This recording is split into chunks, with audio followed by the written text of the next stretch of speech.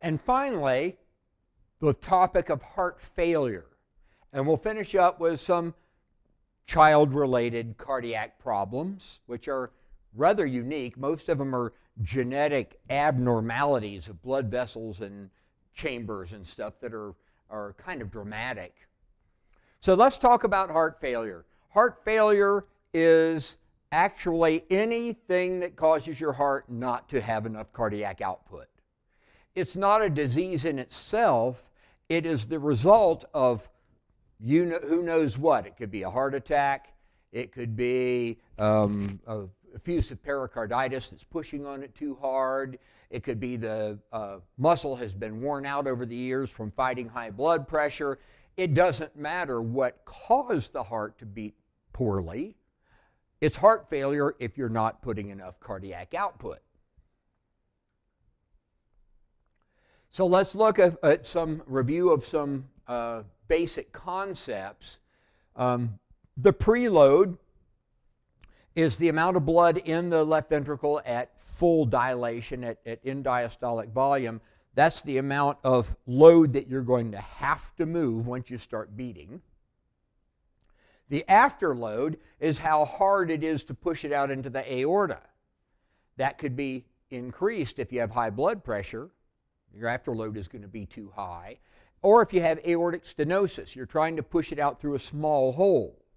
So you can increase the preload by better venous return. You can increase the afterload by having some kind of a problem like high blood pressure. Contractility is the ability of that heart to respond to increased calcium, how well the increase in calcium will cause the contraction to occur. So sympathetic stimulation, beta-1 receptors, they open calcium channels, they let more calcium in, you increase contractility in a healthy heart by stimulating it that way. The force of contraction is how hard it's squeezing.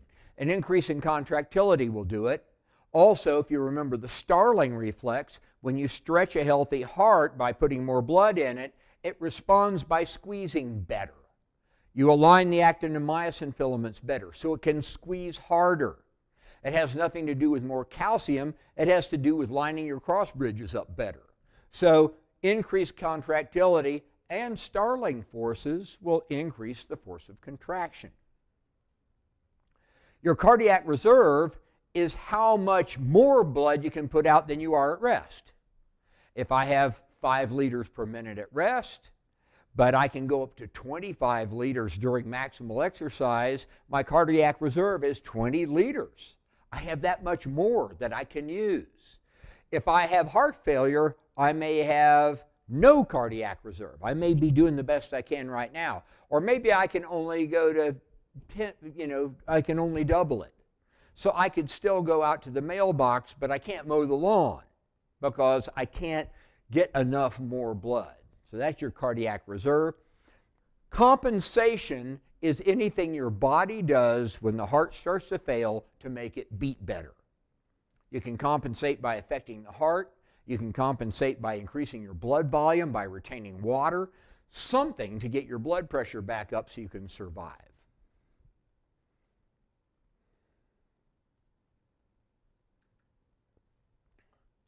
So, what causes most heart failures?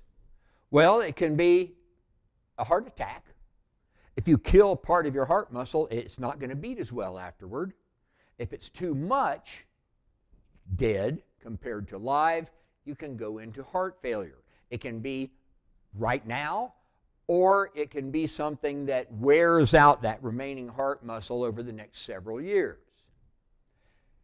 Long-term ischemia.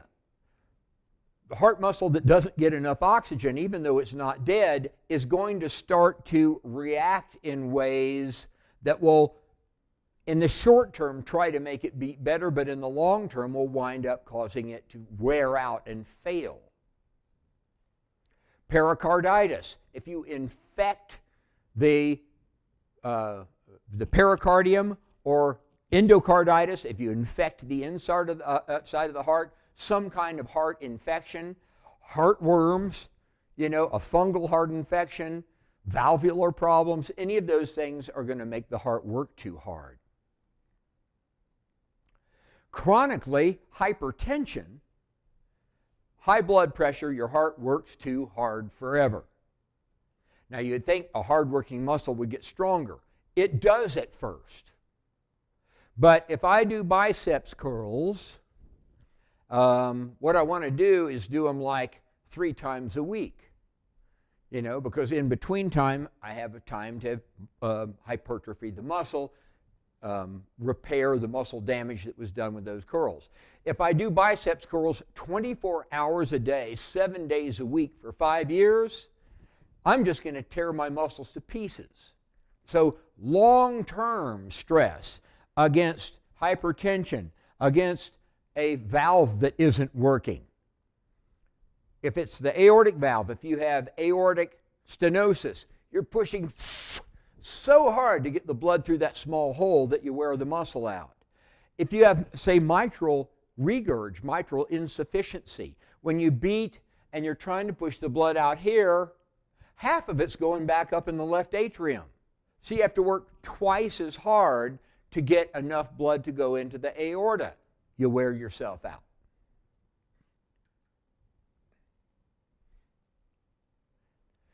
Heart murmurs are indications of valve problems.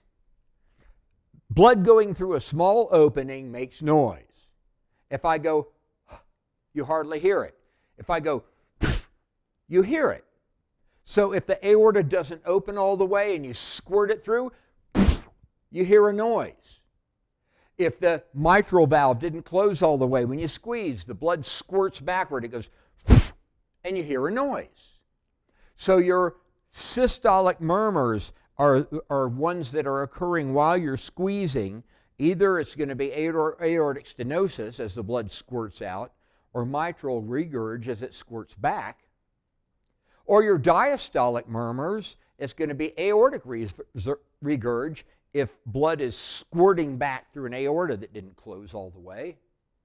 Or it's having a hard time getting through the mitral valve into the left ventricle. So you've got a couple of valvular problems during squeeze, a couple of different ones during diastole. In both cases, the blood is moving through fast enough to make a noise. Aortic stenosis is going to produce really high systolic ventricular pressures. Instead of the blood going, it really is squeezing to squeeze enough blood out the aorta. Pressures go up really high. That's going to cause damage to the heart muscle. Mitral valve insufficiency. The pressure doesn't get really high. It's trying to blow up a balloon that has a big hole in the side of it. Most of the air isn't going where you want it to. And so the pressures never get very high, but what you wind up with are really high volumes. High volumes because all that blood that went up in the left atrium comes back along with all the new blood, and you got all this extra blood to try to push out.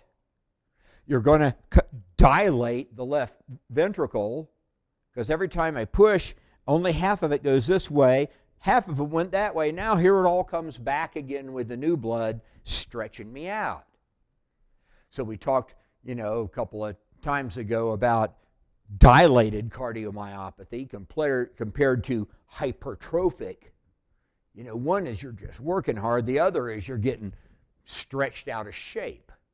Two different kinds of cardiomyopathy. Diastolic murmurs then would be aortic insufficiency regurg. Between beats, there's blood squirting back from the aorta into the left ventricle.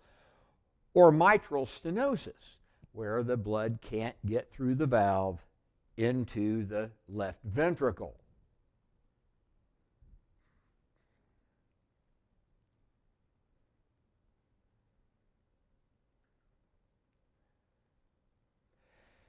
And your final very common murmur is a continuous murmur caused by the patent ductus arteriosus.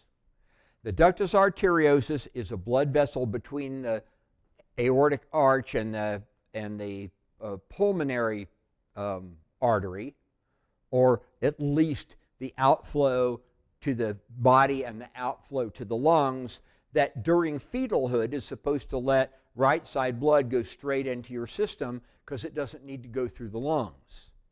When you're born, that's supposed to close. So the blood does go through your lungs before it gets pumped out to your body. If the ductus arteriosus stays open, every time you beat, the high pressure blood from the aorta squirts across into the right side, and you hear this kind of a continuous pulsating type of murmur as the blood is constantly being shunted back over into the right side where it's not supposed to be. Aortic pressures are really low because you're trying to push it out the aorta, but you have a hole in the side of your balloon. It's going into the right side. And if it's not fixed, not only you don't oxygenate your aortic blood properly, but you're having to work much harder to get the right amount to go out the aorta. So, all of these things, all of these stenoses and murmurs, the continuous murmur from ductus arteriosus, all of these are forcing your heart to work too hard, meaning that it can start failing over time.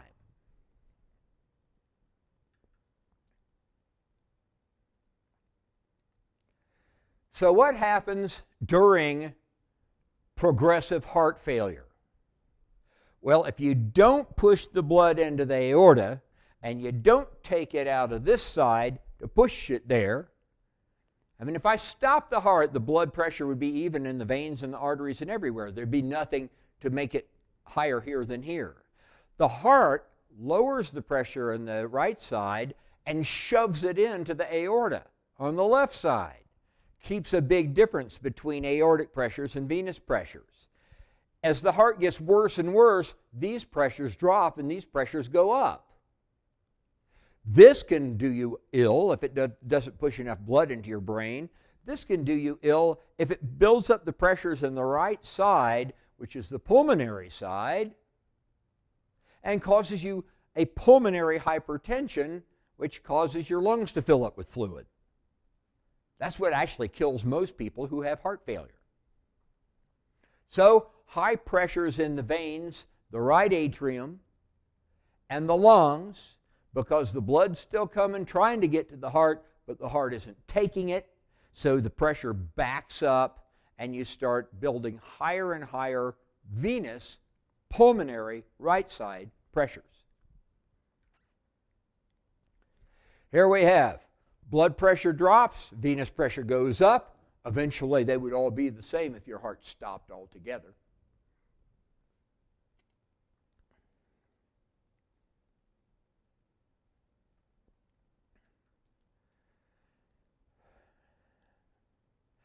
So what happens if you have heart failure? What does your body do to try to compensate? Heart failure is not enough blood being pumped.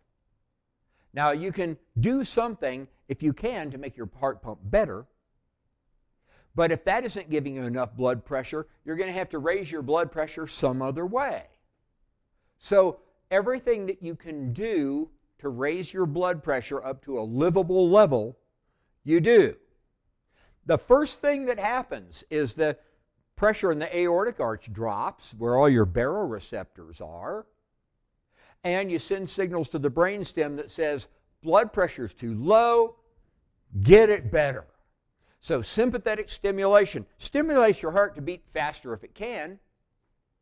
A lot of time your heart rate speeds up, even though the ventricle is so crappy it can't squeeze very hard. So your heart rate might go up, even though you're not pumping very much. And you're going to squeeze all your blood vessels to raise your blood pressure. Sympathetic stimulation raises blood pressure. So you have vasoconstriction and tachycardia that will try to raise your blood pressure enough to keep you alive. Within about 30 seconds of having a heart attack, these things kick in to try to make you survive. So it's not uncommon for somebody to drop from a heart attack. 30 seconds later or so they wake up, but then they may fade away again if this isn't a long-term solution. All it can do is squeeze the blood that's there and speed up your heart, which may or may not be sufficient.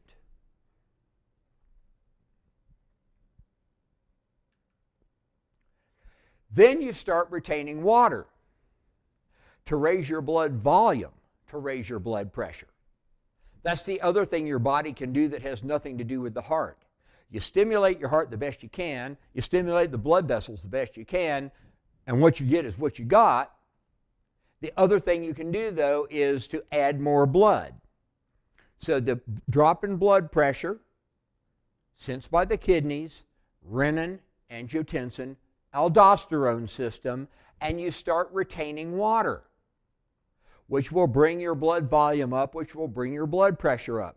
And it may save your life for a while. If you retain too much water, it can kill you. But you got to try to live now. A lot of these compensatory mechanisms wind up killing people in the long run, but it doesn't do any good to live 10 years from now if I die today. So the compensatory mechanisms are designed to keep me alive in the short term, to at least give me a chance to live in the long term.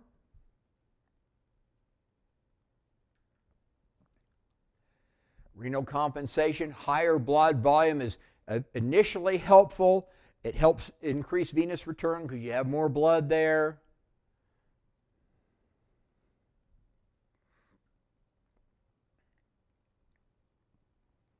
What effect does this have on your cardiac reserve? Well, your cardiac reserve is how much more you can put out compared to your resting. Here's a normal person. Their normal cardiac output is 5 liters a minute. And this is at 0 reserve. Okay, this is what they have now. So you have 1, 2, 3, like a little over 4 times as much more that you can do if you need to. So if this is 5, this would be like 22 liters a minute at your maximal cardiac output. That's a pretty substantial cardiac reserve that you can use if you want to go for a run. If you're an athlete and your heart is bigger and stronger and can push more blood per beat, that cardiac reserve can be 5 or 6 times your resting cardiac output. With various kinds of coronary disease, your reserve goes way down. I mean, if by beating harder, most of the blood is going the wrong way because you have a hole in your heart or you have ductus arteriosus or a bad valve or something, that means the best you can do is, maybe double, maybe 3 times your resting cardiac output. That's not very great.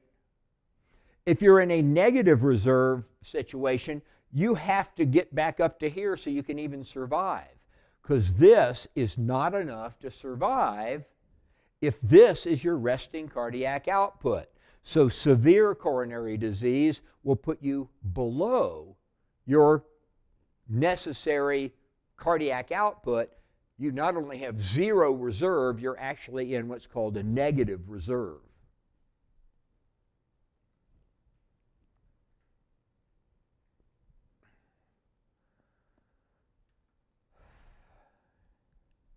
So, compensation. First of all, sympathetic, you squeeze and your heart beats faster, harder if it can, but if it's damaged, it may not be able to beat harder no matter how much you stimulate it. But you can usually speed it up. So you're going to have those things. What if the heart, though, is already not able to handle the blood that's going into it, and now you suddenly shove more blood into it? It may stretch it out so much that it can't handle the new blood even worse than the normal amount of blood. Starling mechanism says that a healthy heart, if you put more blood in it, it squeezes better.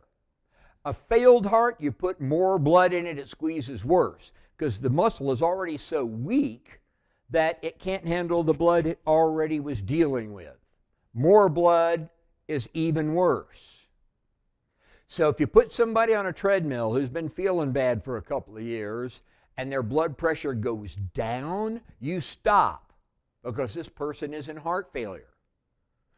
Exercise causes more blood to go in their heart, and the heart fails to handle that blood, and the blood pressure actually drops. The ejection fraction decreases. That's the percentage of the blood that you're pumping out. At rest, you should pump out about 50% of the blood that's in the heart. If you're only pumping out 30% each time, your heart isn't squeezing well enough.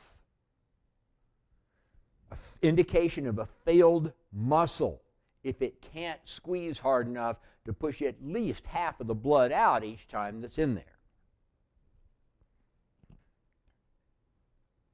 These concepts were covered in A&P 2, but you need to be clear on what these are, because these are concepts of heart disease.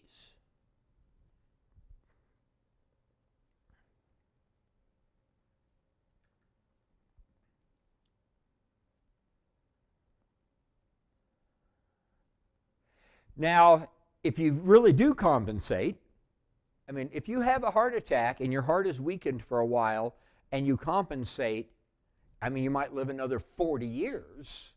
So if it's compensated heart failure, you did sympathetically stimulate and your heart was able to tolerate it. The stunned but not dead muscle revived. A good patch happened.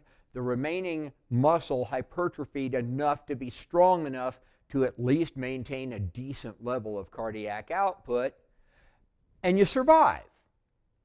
Moderate hypertrophy, then the renin-angiotensin system goes back off again. You stop retaining more fluid because now you're pumping enough blood to have a normal blood pressure.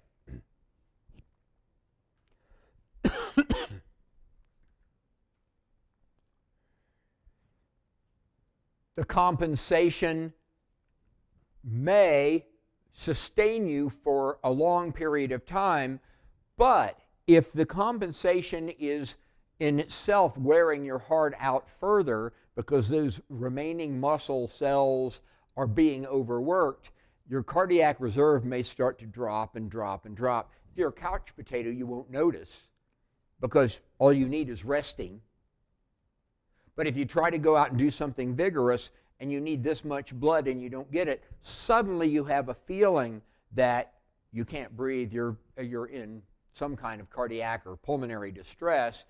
It may be that your compensatory mechanisms are failing over time, and people who had compensated heart failure for a while will find they have decompensated heart failure down the road if their heart weakens and weakens over time.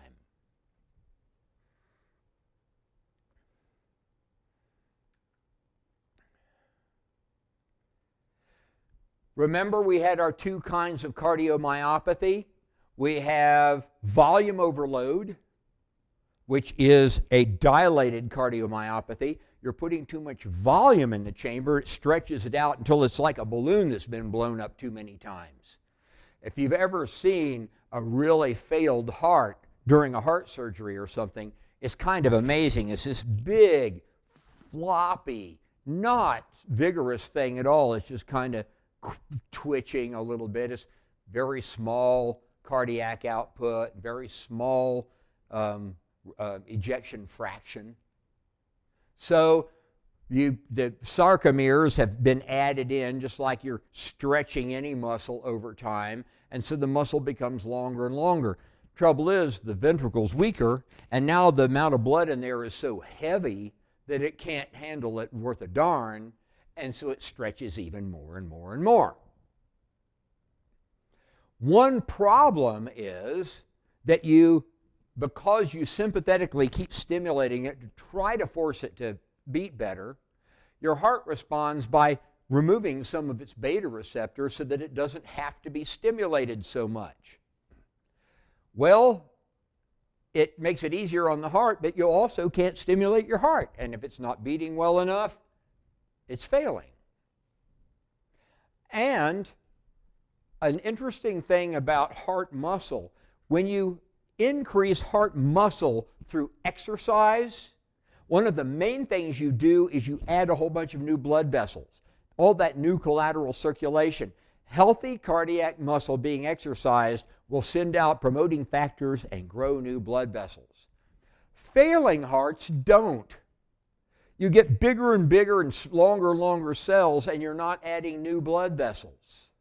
It's a real bummer, because now you have more meat than you did before, and it already wasn't doing well, and now you don't have enough blood to supply that additional meat. So, increase in myocardium exceeds new perfusion, and it starts to truly fail. The cells start dying and are replaced with fibrous, like scar tissue, and it becomes stiff. It doesn't beat very well anymore, and eventually you die unless you have a heart transplant. Here's the dilated cardiomyopathy, just stretched all to heck.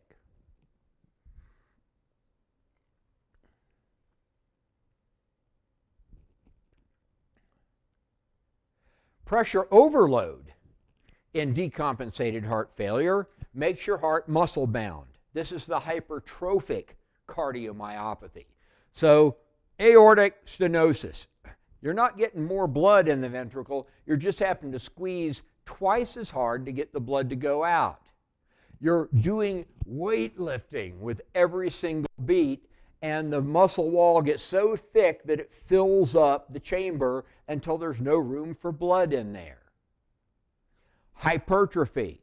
Even later, you actually add some additional cells. They're called fetal cardiac cells. It's a different kind of cell. Anything that you can do to make it more powerful. Trouble is, it's making it thicker and thicker. And it's an unhealthy hypertrophy, so you get more meat than blood vessels. The myocardium exceeds the ability to perfuse the myocardium. The cells begin to die. They replace with scar tissue, and it becomes stiff, and it won't move anymore. And you die, unless you have a heart transplant. Here's that pressure overload. Thick myocardium, very small chamber in here. This person didn't do very well, probably. Heart's cut in half and sitting on a table with a ruler on top of it, unless the person had a heart transplant. There's a real good one. Look at the thickness of this chamber wall. It's amazing the person was able to live long enough for it to get that big before it finally took them.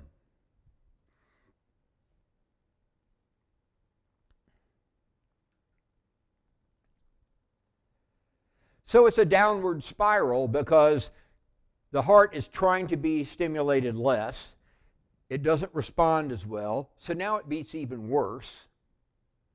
The pressure in the right side is building up. It's filling up your lungs with fluid because the high pressures in there are causing more fluid to leak out of the capillaries, and it fills up your alveoli.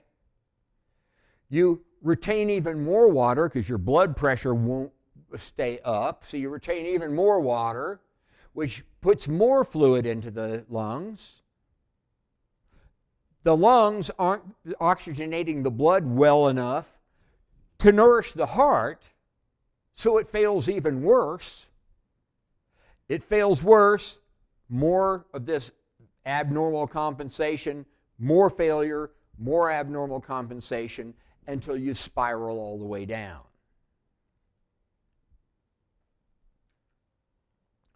Pulmonary edema can happen quickly. Usually it's longer term. Not enough cardiac output. The pressure's back up in the lungs, and you retain fluid, so there's even more water being pushed toward the lungs, more blood.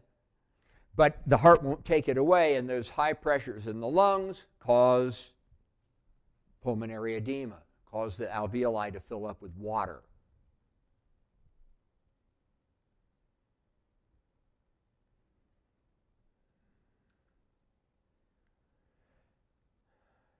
More renin-angiotensin system, blood pressure is dropping, so you retain more water. Blood pressure drops, you retain more. Now this is if you're decompensated. If your heart beats well enough to keep you at normal pressures, you'll stop retaining water. But people die of heart failure all the time.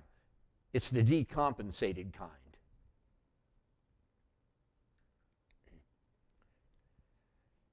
So, pulmonary edema, fluid leaks into the alveoli, less oxygen then can make it to the heart because the lungs aren't working well, the heart works worse, so you retain more water, the heart works worse, you retain more water.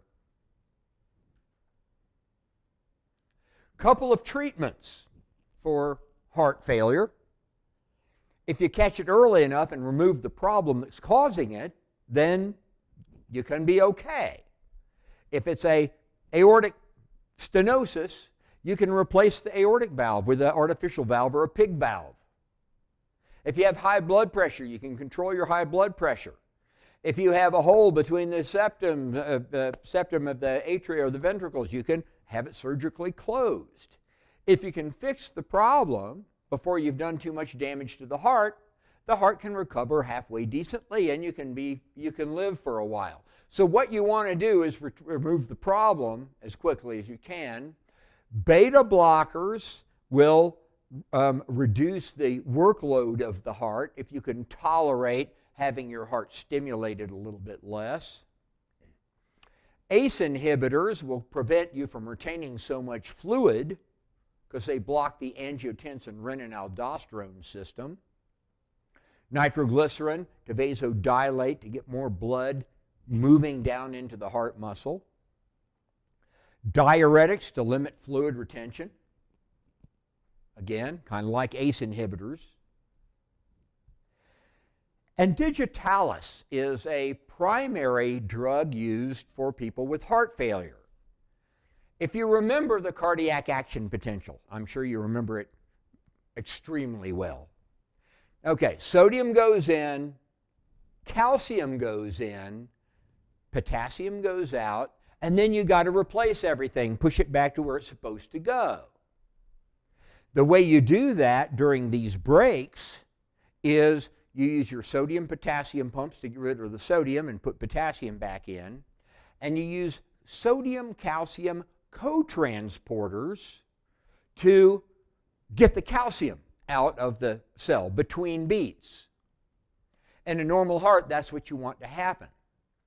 If you have a failed heart that can't squeeze hard enough, you may want to leave some of that calcium in there between beats so the heart won't stretch out quite as much, and so it has a little bit more in there to squeeze better the next time. If you can do something to increase the intracellular calcium enough that the heart beats enough to give you normal blood pressure, you can stop the progression. You can stop the fluid retention.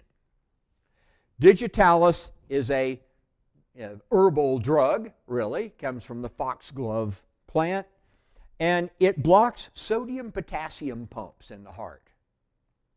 Okay, so let's see. Sodium-potassium pumps are pumping sodium out and potassium in, and this concentration gradient of sodium is running the sodium-calcium antiporters, exchangers that are getting the calcium out.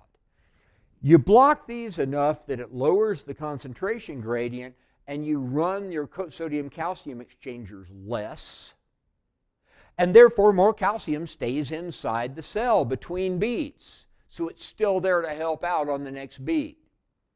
It's kind of a complicated way of doing it, but it works. I mean, it was discovered almost by accident at first that it seemed to help people that felt that way, and then they found out how it works. It actually reduces the amount of sodium available to run the sodium-calcium transporters so that the calcium is left inside the cell. So digitalis is a good overall drug for heart failure. especially the dilated kind, where you don't want it to dilate that much. You want it to stay a little bit smaller so there's not so much heavy blood in there to deal with.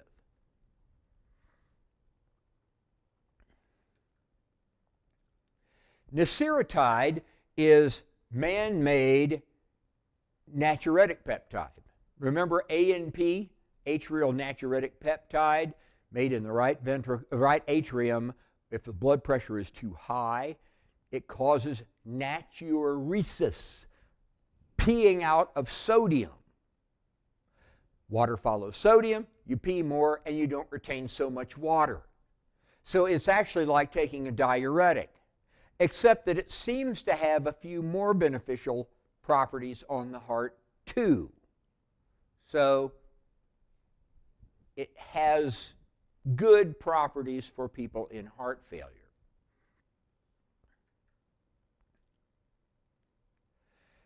Here's the pharmacology of chronic heart failure. And you don't need to know these for this class, but you will need for any medical program you go into. So you might start getting yourself used to these, used to the terms.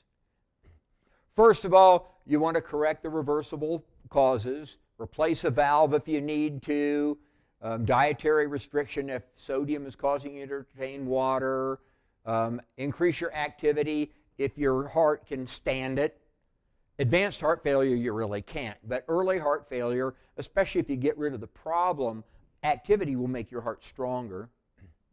Then you take diuretics, thiazide diuretics that act, on the loop of Henle. And these are the amides, the furosemide, I think that's furosemide, bumetamide, amiloride. Here's aldosterone antagonists. So if you block the action of aldosterone, it doesn't cause you to retain water. So these are diuretics. ACE inhibitors, we know ACE inhibitors are good. They block the renin-angiotensin system. You can also block angiotensin II receptors separately, because ACE inhibitors don't stop all actions of aldosterone, so sometimes they can be used in combination. Anticoagulants to keep you from forming blood clots. Vasodilators that you could possibly use. Nitrates are acute. Put it under your tongue, they dilate right now. This is a little bit longer term, like an alpha blocker. Digitalis, we discussed how that works to leave more calcium in the heart so it can pump better. And those are actually called the cardiac glycosides. Digitalis, digoxin, lanoxin. Your beta blockers. Beta blockers are all your olols. Propranolol, metoprolol, carvedilol. Those are all beta blockers. They block the beta receptors on the heart to allow it to relax better. And then these sympathomimetics, these act like epinephrine and norepinephrine. Dopamine, dobutamine. These are stimulants if your own sympathetic nervous system isn't working well enough. Go through these. Think about how they might work for you, even though I'm not going to ask you to memorize the drugs.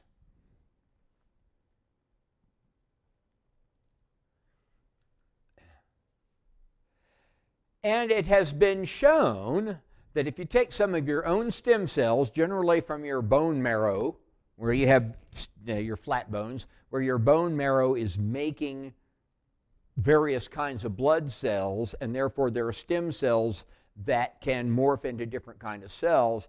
They're taking some of those stem cells and injecting them directly into the heart muscle, and it seems to make it pump better. At the time I looked this up, it's not clear whether it's actually making new heart cells, whether it's making new blood vessel cells in the heart, whether it's repairing heart cells that are already there. It's not exactly clear, but stem cell therapy seems to have possibilities.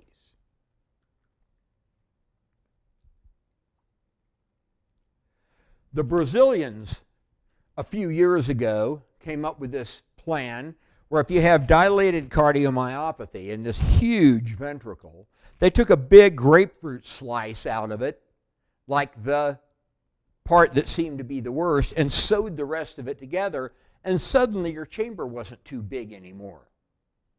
And therefore, it could handle that blood volume better. And they said, this works. Well, it turned out it actually did work in the way that they said it did. The problem was it disrupted the electrical conductivity of the heart so much that everybody was dying of arrhythmias.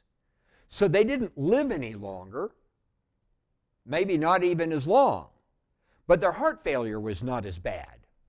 So they tried, at last I heard, they tried it in the United States, but they weren't doing it anymore unless they find a way to overcome that, because it doesn't do any good to have somebody put through a major surgery like that and then die anyway.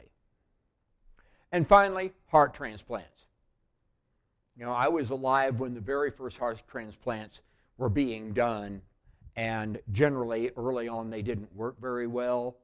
And people would reject their hearts, and you know, it was pretty bad. Now, you know, you meet people in the gym who had a heart transplant and they're running on the treadmill. It's gotten better and better and better and better. And they're still working on artificial hearts. They're working on artificial hearts. The trouble is, your heart is such a powerful, efficient organ that it's hard to make a man-made one that's that big. You can make one the size of this desk here and, you know, walk around with tubes going in and out of your chest, but it's hard to have a long-term, powerful pump that's man-made that will really do the job. So that's not a perfect solution yet. And they're trying also to take heart cells and stem cells and grow new hearts out of your own cells that you wouldn't reject. At some point, they hope to be able to grow a whole set of new organs for you that you can put in a refrigerator and use one when you need it. And they're getting kind of sort of close. I think they've created mouse hearts that will actually beat using a mouse's stem cells. Recap slide. What happens and then what the responses are. And it takes 2 pages for the heart failure recap. People usually like these recap slides. Helps you gather your thoughts from all of the slides that came before them. Diet and exercise are important to recovery from heart attacks and at least early levels of stages of heart failure. Low-fat diet, correct the problem, lose some weight, do some exercise. In early to moderate heart failure, if you solve the problem and do exercise, it makes your heart stronger. In-stage heart failure, not so much.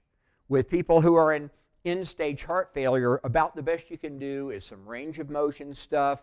Try to keep them feeling like they're doing something to make themselves better, retain a little bit of autonomy. But normally, exercise makes their heart worse.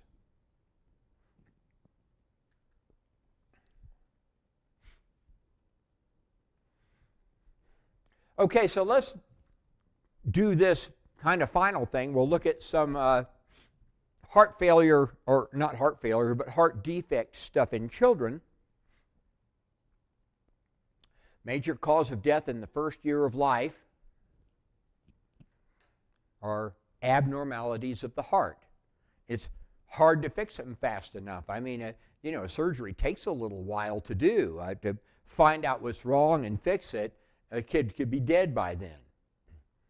Prenatal problems, mom, you know, drinking alcohol or eating very poorly or whatever. Some environmental factors. in early childhood, and genetics. These are things that kids tend to be born with or develop very early. Maternal rubella, increased age, women who are having kids in their 40s, type 1 diabetes in the mother, alcoholism. These things can cause developmental problems in their fetus. Bleeding before childbirth, premature kids that the organs just haven't even developed yet, and of course, genetic abnormalities.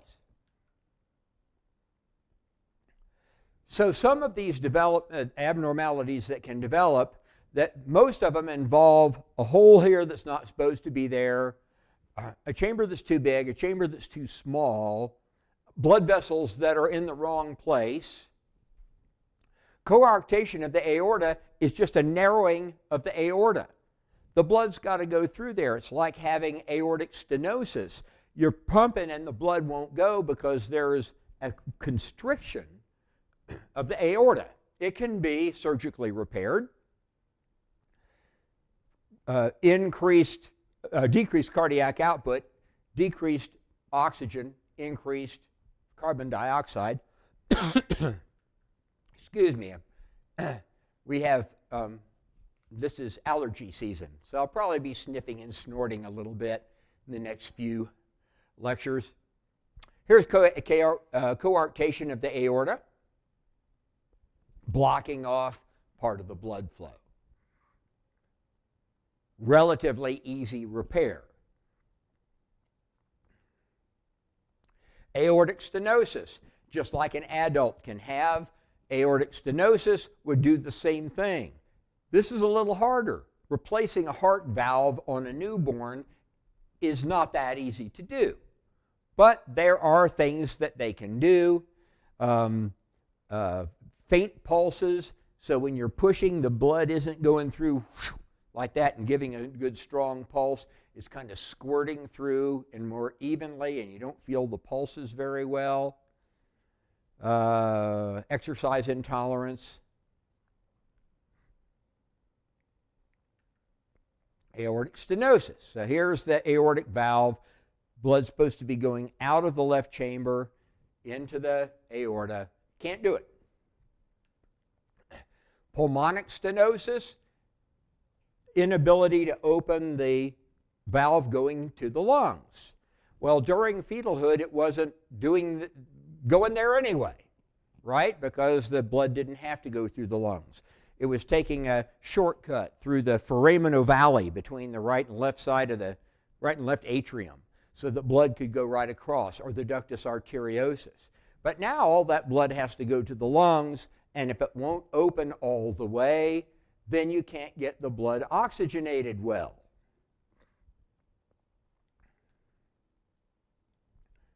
Pulmonic stenosis.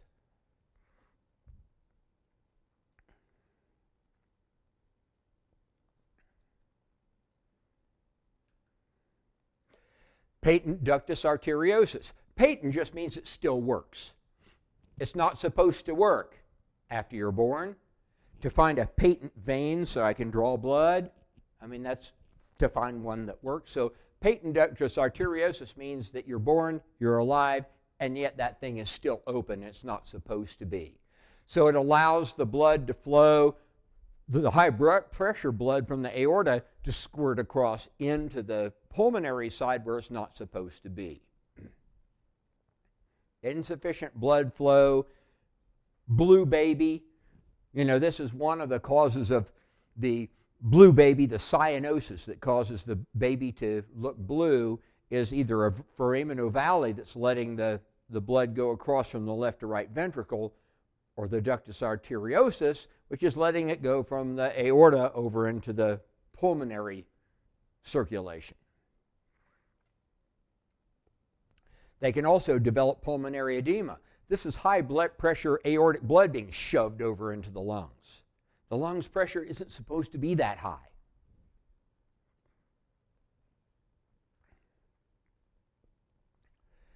Ductus arteriosus, the opening between the aortic arch and the pulmonic system, the pulmonary system.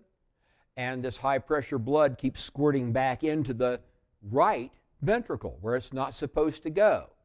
Here we have, that's the aorta, and there's the ductus arteriosus.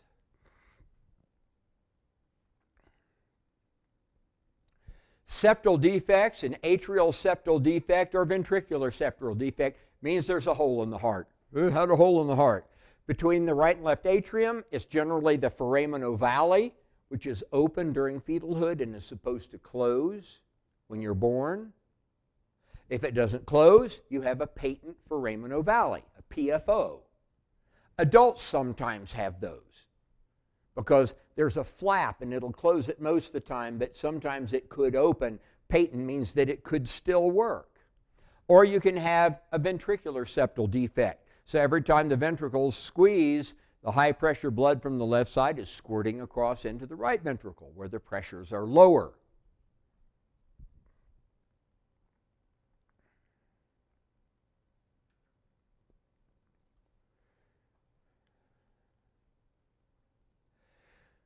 Atrioventricular canal defect. This is a kind of a combination.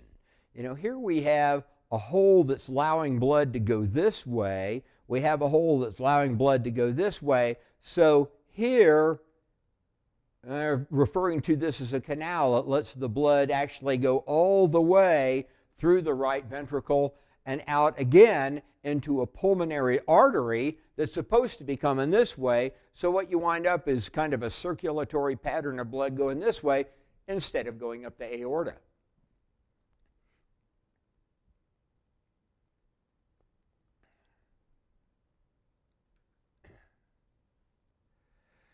Decreasing pulmonary blood flow.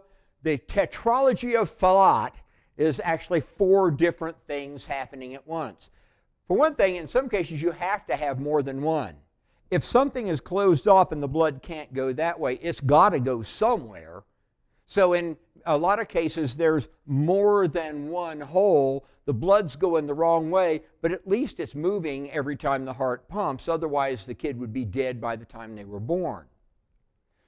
Ventricular septal defect, a hole there. Overriding aorta, so the aorta is, instead of the valve being way up here, it's right down in the area of the septal defect. Pulmonary stenosis, because now the blood's going a different way, so now it's not going into the lungs well. Right ventricular hypertrophy, because it's trying so hard to get some blood to go into the lungs. You got pulmonary stenosis, so you're having to pump super hard to get any blood to go that way. It's going back and forth here. Here's the overriding aorta, and the aortic arch is right here, so you've got both oxygenated and deoxygenated blood going up in the aorta. So your combination of holes is allowing the blood to go somewhere. It's just not necessarily going the right way. You need to close this hole, and you need to unstenose this so this blood can all go that way into the lungs.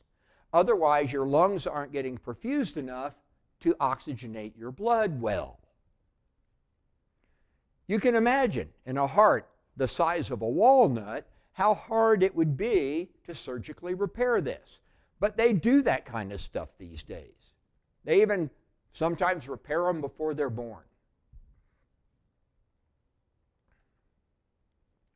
Tricuspid atresia, this means the blood can't even make it from the right atrium to the right ventricle at all.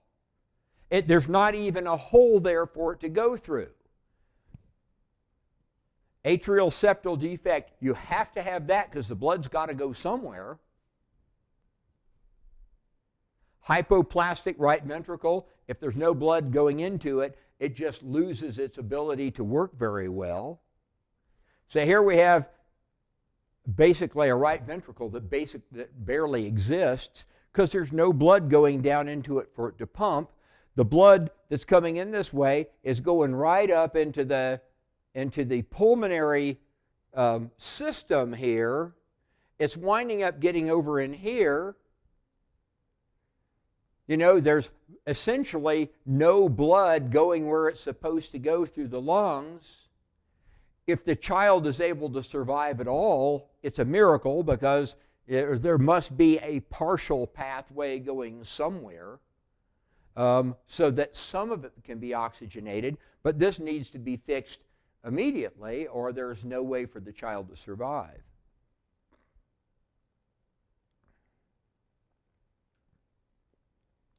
Transposition of the great arteries is weird.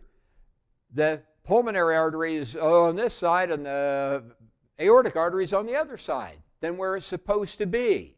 You still have your two circuits, but now the more powerful left ventricle is pumping blood through the lungs, and the right ventricle, which doesn't have as much power, is pumping it out to the body. Well, the right ventricle can hypertrophy some if it gets worked hard, and the baby doesn't have very high blood pressure anyway, so they can survive for a while with this until they can correct it. But here we have the blood from the right atrium, right ventricle, goes out the pulmonary arteries to the lungs. It comes back into the right ventricle, and goes out to the aorta. You can see here the right ventricle is stretched out. It's hypertrophied some.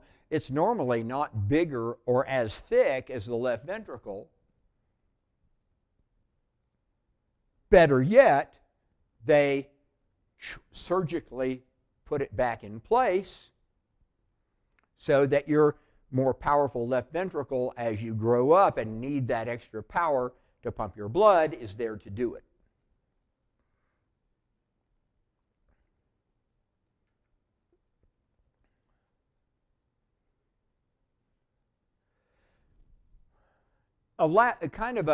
Another offset, cardiac and vascular problem that doesn't really fit anywhere else is Kawasaki disease. There are, organizations for Kawasaki disease. It's an immune reaction. Normally, sometimes it's after they've had a viral infection to start with, and then it kind of brings it on, although it's not exactly understood what causes it, but it is your own immune system attacking your own tissues. It attacks the lymphatic system, it attacks membranes, cutaneous membranes, and it is self-limiting. It goes away. But by that time, it may have left permanent scarring of blood vessels. So you can wind up with artery blockages, hardening of arteries, aneurysms where blood vessels were damaged when your immune system attacked them. So the Kawasaki disease itself will tend to go away. Usually the young person is still alive, but they may have vascular scarring that will last, that's permanent.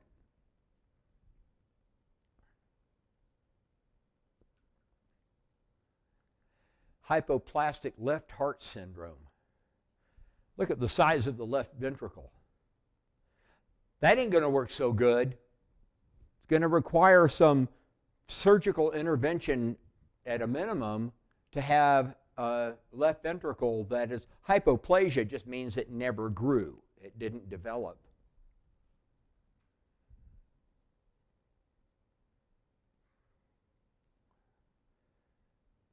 Hypoplastic ascending aorta, really skinny here. Ductus arteriosus is still open. The blood's got to be going somewhere. So here the blood's coming back. The right ventricle is providing at least some of the blood going to the body.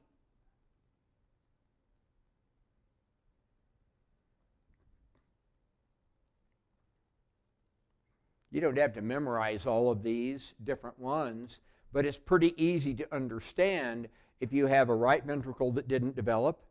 Atresia just means it's blocked off. We can have an esophageal atresia. We'll see that in the GI tract. So a valve atresia means the valve isn't there.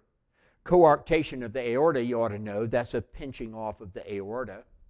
Aortic stenosis, you already know. Transposition of the arteries makes sense. So in a lot of cases, the name will tell you what's going on. It's not so much a memorizing thing, it's just understanding what's going on with these various conditions.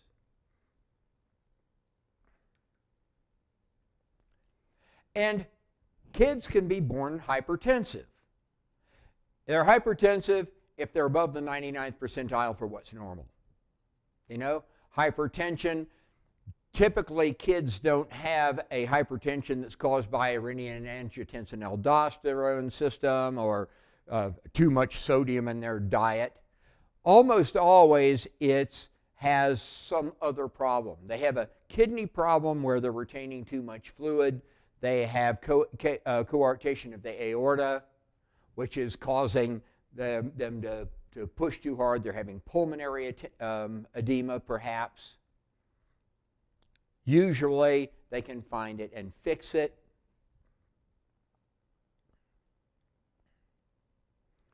However, in children, not newborns, but older kids, since there's such an increase in obesity, like 30% of America's kids up under age 10 now are obese, we're seeing more adult-type hypertension, early onset primary hypertension due to obesity and bad diets and lack of exercise.